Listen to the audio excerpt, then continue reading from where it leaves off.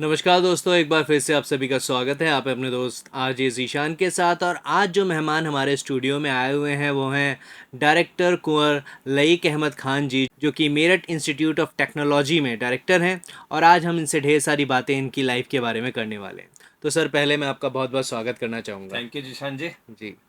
तो सर, मैं यहाँ पर आज आप हमारे पास आए और हमसे ढेर सारी बातें कर रहे हैं। और जैसे कि आप हमेशा लोगों को इंस्पायर भी करते रहते हैं एजुकेशन फील्ड में, और पिछले 30 सालों से इंस्पायर कर रहे हैं, तो आपकी ये जो एक जर्नी है इसके बारे में आज मैं चाहूँगा कि हम बात करें। और हमारे जितने भी लोग आपको सुन पाएंगे, देख पाएंगे, और जितने स्टूडेंट्स हैं जो आज की पीढ़ी के हैं, क्योंकि आपने 30 साल का वो ज़माना देखा है, एक 3 दशक, और उसमें बहुत कुछ एजुकेशन में बदलाव आए हैं। तो ये सारी बातें मैं आज आपसे जानना चाहूँगा। लेकिन पहले शुरुआत करते हैं आपके इस सफ़र से, कि आपने कब अपना ये जो सफ़र शुरुआत कर पाए आप। जैसे कि आप आईआईटी से आपने पीएचडी करी, उसके बाद आप विशाखापट्टनम भी गए, और 30 साल से एजुकेशन फील्ड में। तो ये जो जर्नी कब और कैसे शुरू हुई, कैसे आपको एक इंस्पिरेशन मिली कि मुझे एजुकेशन फील्ड में जाना है, ये मैं चाहूँगा कि आज हमारे आप सभी लिसनर्स को एंड व्यूवर्स को बताएं। Thank you Zeeshan ji. सबसे पहले तो मैं ये बताना चाहूँगा कि means I am very fortunate, I am proud to be a member of a family जी इन विच एजुकेशन मैटर्स। जी जी जी। मेरे father he was B L L B at that time. Oh wow, तो great. हमारे घर में पूरा एजुकेशन का, तालीम का बहुत अच्छा माहौल था। मेरे फादर खुद हाईली क्वालिफाइड थे। इसके अलावा हम बड़ी फैमिली हैं। मेरे सारे भाई, सारे सिस्टर, सब लोग बड़े हाईली एजुकेटेड हैं। मेरे जी भाई, जी। बड़े भाई सीनियर एडवोकेट हैं, दूसरे भाई सर्जन हैं, बीएसएमएस। और इसके अलावा छोटा भाई मेरा एमडी हैं। हम्म। और इस तरह से हमारी फैमिली में बहुत सारे डॉक्टर्स हैं। जी। और भाई साहब हमारे बड़े, जैसे मैंने बताया, सीनियर एडवोकेट है। तो मैं अकेला अपनी फैमिली में अभी तक जो है इंजीनियर था। क्या बात तो है। ये बहुत अच्छा रहा कि मैं एक अच्छी फैमिली में, पढ़े लिखे फैमिली में रहा। तो जी। इसलिए मुझे पढ़ाई का एक जो मायने हैं वो मुझे पता है। हमारे फादर हमेशा डिसिप्लिन की बात करते थे, और हमेशा उन्होंने डिसिप्लिन के साथ ही जिया, और हम लोगों को भी उसी में उन्होंने ढाला। जी। मैं अपनी एजुकेशन को तो अपने दोनों पेरेंट्स के नाम डेडिकेट करता हूँ। मेरी क्या बात मदर है। और मेरी फादर, इन लोगों ने जो कंट्रीब्यूट किया हमारी लाइफ में, जो हमें एक आला तालीम दिलाई, वो उसके कोई मीन्स कोई कीमत नहीं है। बिल्कुल, बेशक। अनमोल है वो। और जहाँ तक एजुकेशन की बात है, मेरी बेसिक एजुकेशन, सेकेंडरी एजुकेशन सब मेरठ से ही हुई है। जी। इसके बाद फिर मैंने जो है इंजीनियरिंग की अलीगढ़ मुस्लिम यूनिवर्सिटी से। और वहाँ से भी मैं मैकेनिकल इंजीनियरिंग में की, तो मैं वहाँ यूनिवर्सिटी मेडल मुझे मिला, being a topper oh student of wow. The institute. तो इस तरह से फिर मैंने इंजीनियरिंग एजुकेशन में as a assistant professor join किया 1996। क्या बात है। और 96 से मैं टीचिंग में हूँ। उसी दौरान मुझे जो है 2003 में आईआईटी दिल्ली में पार्ट टाइम में पीएचडी में एडमिशन मिला, जिसको मैंने पीएचडी कंप्लीट करी आईआईटी दिल्ली से। तो इसी बीच जो है मैं बाकी अपना एजुकेशन पे फोकस करा। रिसर्च पेपर्स मैंने पब्लिश किए, पेटेंट्स मैंने पब्लिश किए। मुझको कुछ रिसर्च प्रोजेक्ट्स भी मिले हैं। जी जी उसमें जी। एक मेरा जो रिनाउंड मेरा रिसर्च प्रोजेक्ट है, वो royal academy of engineering UK oh wow. से मिला हुआ है। तो वो मुझे 2019 में मिला था। 2 साल का प्रोजेक्ट था, वो बड़ा अच्छा प्रोजेक्ट रहा मेरा। इसके अलावा मुझे AKTU लखनऊ से भी जो है VRPS प्रोजेक्ट में 5 लाख रुपए का एक प्रोजेक्ट मिला था। तो इस तरह के मेरे काफ़ी रिसर्च और पेटेंट और प्रोजेक्ट्स का काम है। क्या बात है। और मैं, मेरी ज़्यादातर जो सर्विस रही, मेरी जो जॉब रही, वो मेरी गाज़ियाबाद में रही। गाज़ियाबाद में एक प्रीमियर इंस्टीट्यूट है, Krishna institute of engineering technology, KIT। हम्म। वहाँ पे मैंने अराउंड 25 ईयर्स टीचिंग की। क्या बात और है। Recently means last year September I joined Meerut institute technology as a director. क्या बात है। और मेरठ इंस्टीट्यूट टेक्नोलॉजी में आके मैंने अपनी एजुकेशन को ख़त्म नहीं करा। मैंने एक ऑनलाइन IIM विशाखापट्टनम का एक advance leadership and change management का भी 1 ईयर प्रोग्राम किया है। जी जी तो जी। मैंने, क्योंकि मैं एजुकेशन को मेरा जॉब है, मेरा प्रोफेशन है, मेरी लाइफ है, तो इसलिए मैं हमेशा पढ़ाई से, पढ़ने से, पढ़ाने में जुड़ा रहता हूँ। क्या बात है। तो मैं ये कहूँ कि आप एक बिल्कुल लोन वॉरियर हैं, जैसे आपने कहा इंजीनियरिंग में आप अलग ही गए, कोई आपकी फैमिली से नहीं था। तो ये भी एक बहुत अच्छी बात है कि अपनी राह एक इंसान खुद चुनता है, कि वो ये नहीं देखता कि सब इधर ही जा रहे हैं तो मुझे इधर ही जाना है। तो ये हमारे डायरेक्टर साहब ने बहुत अच्छा काम किया, और ऐसी बातें उनसे और भी जानेंगे। तो सर मैं अब आपसे जानना चाहता हूँ कि जैसे आपने बताया कि आप विशाखापट्टनम भी रहे, दिल्ली भी रहे, और भी बहुत सारी जगहों पे आपने काम करा, तो ऑल ओवर इंडिया आपने घूमा, लोगों से मिले। तो ये जो 30 साल का आपका समय रहा एजुकेशन फील्ड में जुड़े हुए, तो सबसे बेटर एजुकेशन के मामले में आपने किन लोगों को देखा कि बड़े फोकस्ड रहते हैं वो लोग, और क्या एक बदलाव आपने 30 साल में देखा है जो बहुत ज़्यादा चीज़ें बदली हैं और आज के बच्चों को समझने की और उससे सीखने की बहुत ज़्यादा ज़रूरत एजुकेशन में मैंने बहुत ज़्यादा चेंजेस देखे, है? मीन्स जी। ट्रांसफॉर्मेशन हो गई टोटल एजुकेशन का। हम्म। हमारे अपने चाइल्डहुड में हमारी जो बेसिक एजुकेशन थी वो सब जो है पूरी फोकस, डेडिकेटेड और डिवोटेड टाइप की टीचिंग थी, जहाँ हम्म। टीचर्स भी उतने ही मेहनती थे, हम स्टूडेंट भी उतने ही मेहनती थे। जी।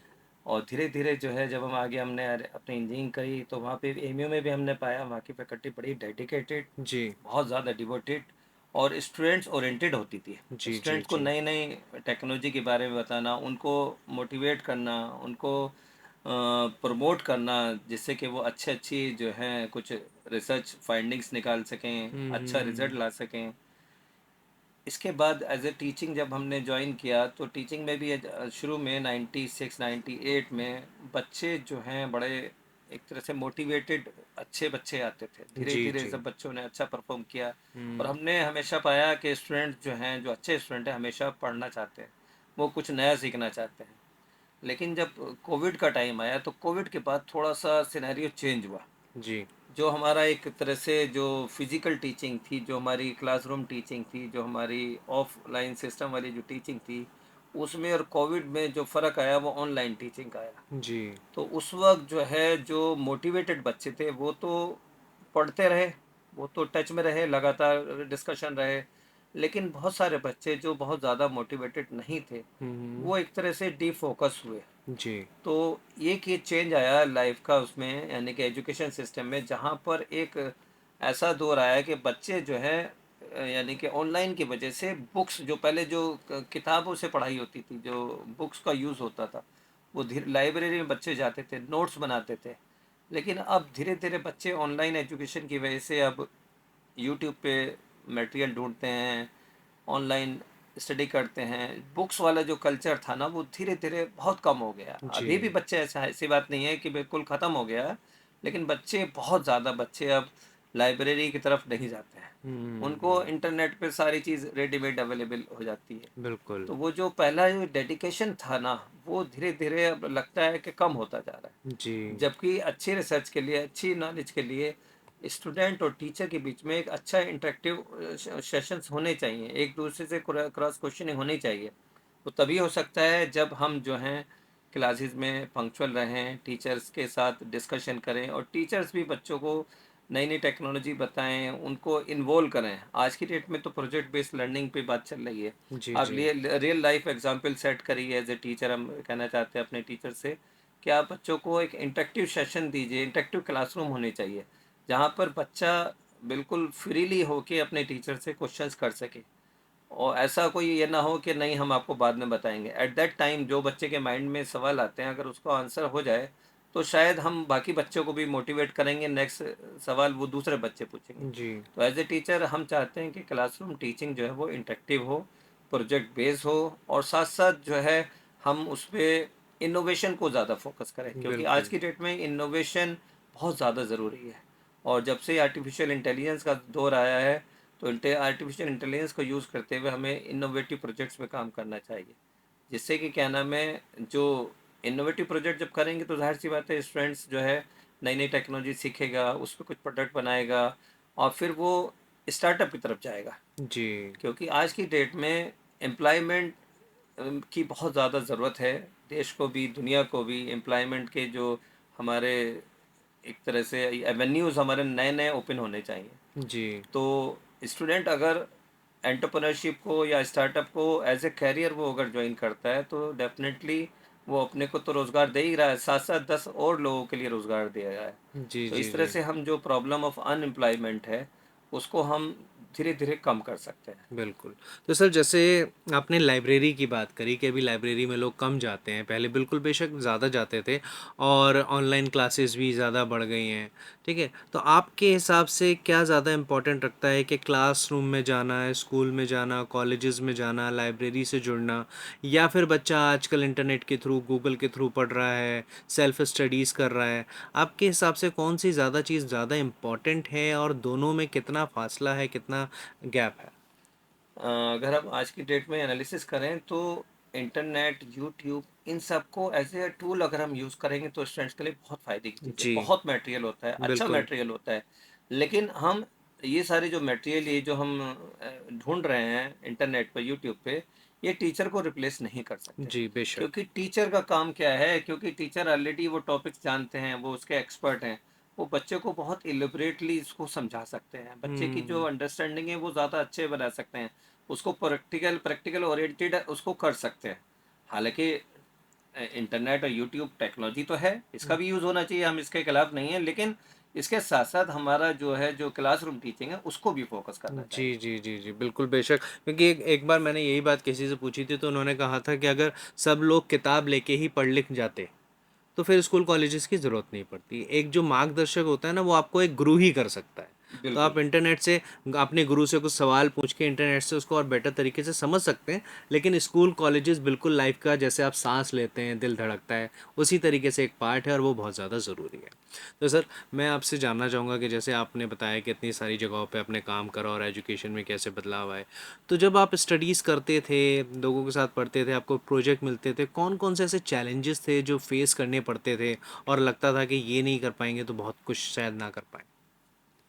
एक्चुअली हमारी इंजीनियरिंग के दौरान पर हम लोगों ने नए नए टेक्नोलॉजी सीखी, क्योंकि उस वक्त हमने तो मैकेनिकल इंजीनियरिंग की थी, तो उस वक्त कंप्यूटर का बहुत शुरुआत ही थी। तो जी। हम इतने कंप्यूटर से भी उस वक्त नहीं थे। हुँ, हुँ, हुँ, हुँ। लेकिन धीरे धीरे आज की डेट में कंप्यूटर जो है सबके लिए बहुत ज़रूरी है, बेशक। चाहे वो किसी भी ब्रांच का हो। क्योंकि ये तो एक टूल है, जैसे मैंने बताया, टेक्नोलॉजी है, टूल का जितना ज़्यादा इस्तेमाल होगा, हुँ, हुँ। हर फील्ड में उसका इस्तेमाल हो सकता है। बिल्कुल। तो आज के हम पिछले और अब में अगर कंपेयर करें तो आज की डेट के में बच्चे ज़्यादा एक रिसोर्सफुल एनवायरनमेंट में रह रहे हैं, हुँ। जहाँ उनको हर फैसिलिटी मिल रही है। जी। तो वो लेकिन अपना डेडिकेशन, डिवोशन और एक तरह से जो है एक फोकस्ड होना चाहिए, उनकी पढ़ाई फोकस होनी चाहिए। तो उस फोकस के साथ अगर वो पढ़ेंगे तो डेफिनेटली आज की डेट में बच्चे बड़ा अच्छा कर सकते हैं और कर भी रहे हैं। हुँ। बिल्कुल सही बात है। बिल्कुल देखिए डेडिकेशन और फ़ोकस होना भी लाइफ़ में बहुत ज़्यादा ज़रूरी है। अगर यही चीज़ नहीं होगी तो आप कोई भी काम कीजिए, स्टडी कीजिए, स्टार्टअप कीजिए, कोई भी काम कीजिए, अगर आप फ़ोकस नहीं हैं, तो डेफ़िनेटली कहीं न कहीं कोई ना कोई डाउनफ़ॉल आपको फ़ेस करने को मिल ही जाएगा। तो सर डाउनफ़ॉल की भी बात करी है, अब जब चैलेंजेस होते हैं, डाउनफ़ॉल भी होता है और जब डाउनफ़ॉल से इंसान उठता है तो उसे लगता है कि लाइफ़ का सबसे बड़ा अचीवमेंट मेरे लिए यही है।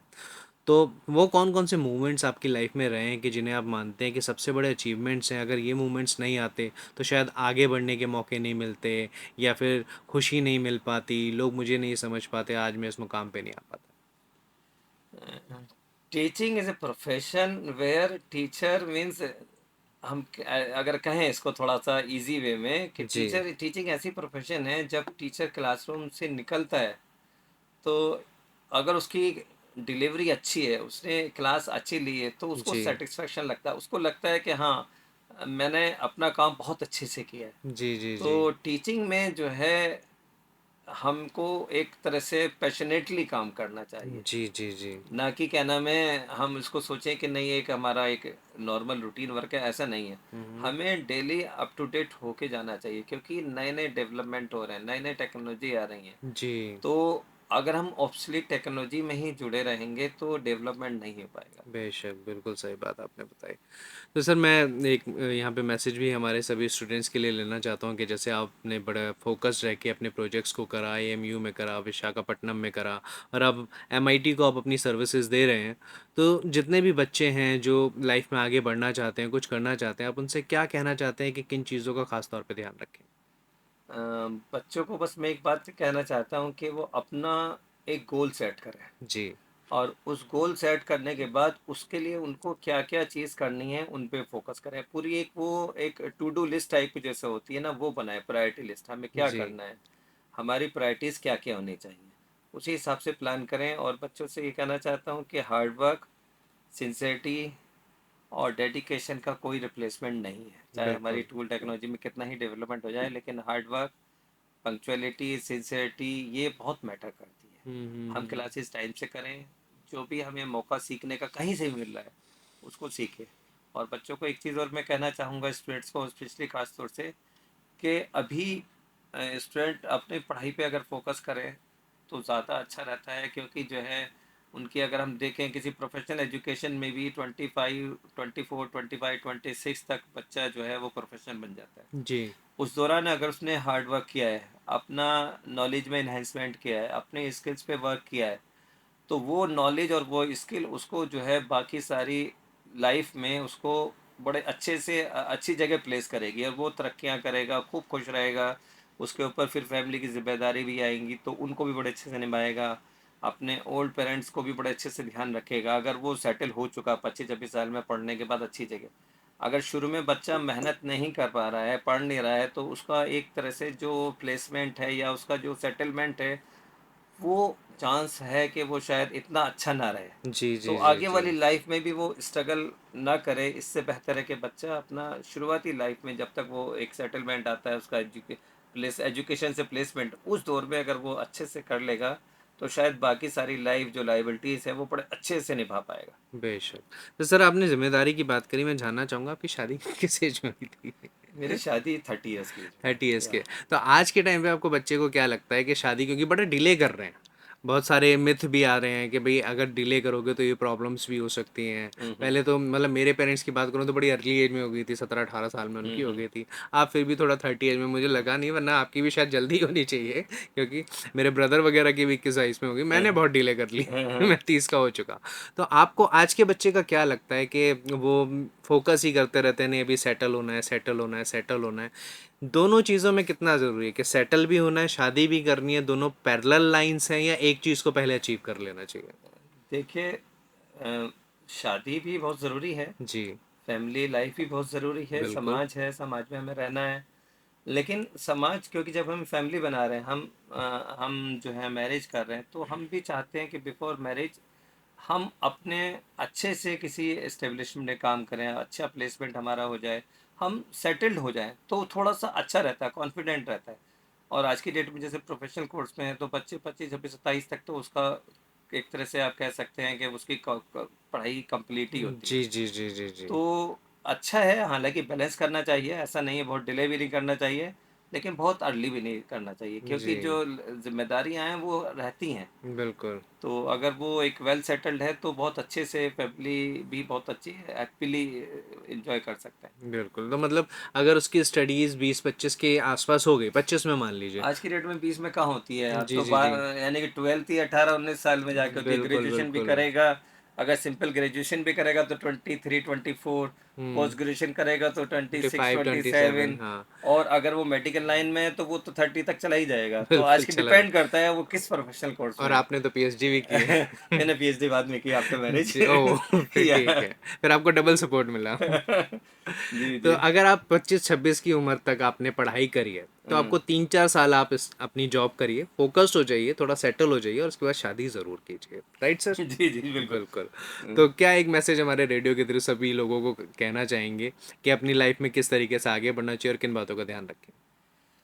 मैं तो सभी से ये कहना चाहता हूँ कि अपनी लाइफ को जिएं, जी। अच्छे से जिएं, कल की न सोचें। आज जो हम अच्छे से अच्छा कर सकते हैं वो करना चाहिए, बिल्कुल। क्योंकि किसी शायर ने कहा है कि सामान 100 बरस का और कल की खबर नहीं, तो हम आज में जिए।